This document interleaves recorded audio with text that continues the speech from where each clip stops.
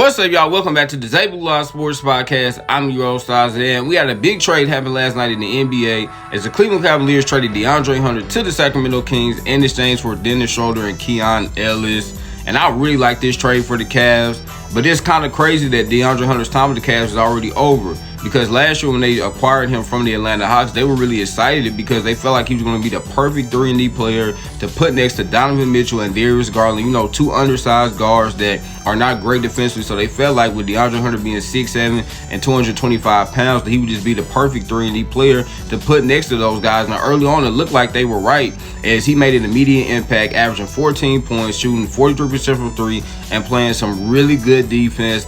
But this season, y'all, things have drastically changed as DeAndre Hunter is having arguably the worst season of his career as he's shooting a career low 30% from three, and he has not been effective at all this season defensively.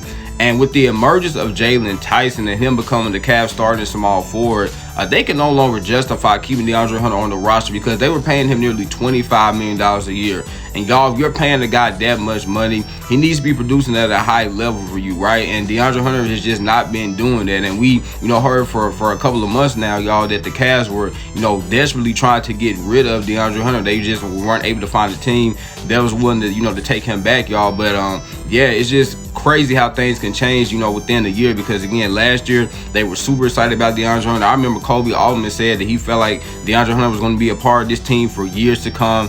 And now years later, y'all, they have traded him. And mind you, they gave up a lot to get him, right? Gave up Karis LeVert, Georges Niang, 2 second-round picks, and 3 pick swaps. So it's not like they just gave up, a couple of bad players and only 1 draft pick to get him. No, y'all, they gave up Karis LeVert and Georges Niang, 2 solid role players, and a boatload of picks to get DeAndre Hunter because they kind of felt like that he was going to be that missing piece to their team. Because think about it, they already had Donovan Mitchell, Darius Garland, Evan Mobley, Jared Allen. The only thing they were missing was a 3-and-D small forward, and they thought DeAndre Hunter could be there for them. But again, y'all, coming into this season, you can just tell that he's just not the same player that he once was. I'm really not sure what's going on with DeAndre Hunter, but he has definitely not been as effective as he was last season or as he was in previous seasons. And again, with the emergence of Jaylon Tyson, Jaylon Tyson right now is playing like, one of the better players in the NBA. He's been phenomenal this season, shooting 46% from three, playing elite defense. So with the emergence of him, they no longer needed DeAndre Hunter, y'all. But what the Cavs desperately needed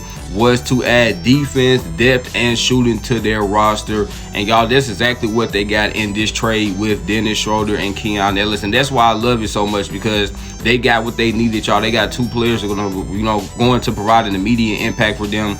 And let's start with Schroder. And it's funny because Schroder is bounced around on so many teams. It's not because he's a bad player, y'all. Just guess teams, don't value him like they should. But Schroder is a solid 2-way veteran point guard who, can provide a lot of scoring and playmaking for them, y'all, off the bench. And he can also play alongside, Darius Garland or Donovan Mitchell. But then when those guys go to the bench, he can come in.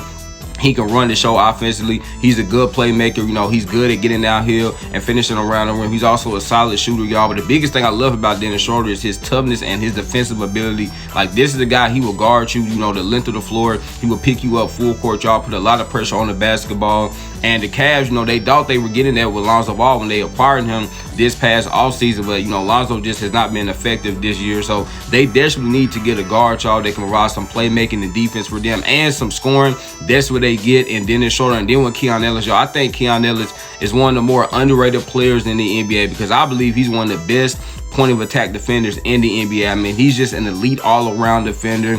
He has a great blend, y'all, of speed, athleticism, and foot quickness.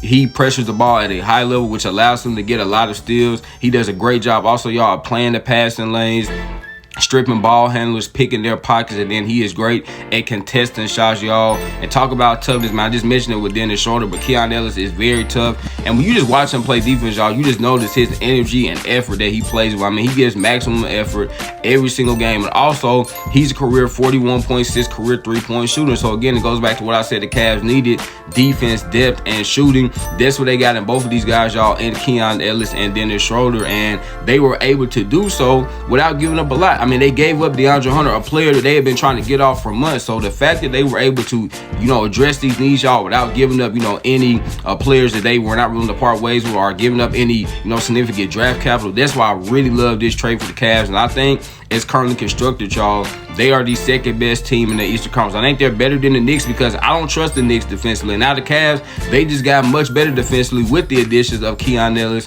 and Dennis Schroder. And I think, y'all, that the Pistons are, in my opinion, the only clear-cut team that are definitively better than the Cleveland Cavaliers. I think the Cavs are better than the Sixers. I think they're better than the Celtics, and I think they're better than the Raptors. So I really, really love this trade for the Cavs, y'all. I expect these guys to make an immediate impact for them. Again, provide that defense, that depth, the shooting. Now, it's going to be interesting to see what they do with Lonzo, y'all. I think they may trade him to, acquire like a nice backup small forward now that they no longer have DeAndre Hunter. Because, you really don't need Lonzo. If you have Dennis Schroder and Keon Ellis, you really don't need Lonzo, y'all. But, man, this Cavs team looks dangerous.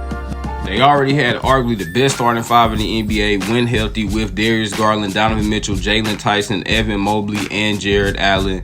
And now they have greatly improved their depth, y'all, with the additions of Dennis Schroder and Keon Ellis alongside Sam Merrill, Craig Porter Jr., and Larry Nance. So I just love this Cavs team from top to bottom.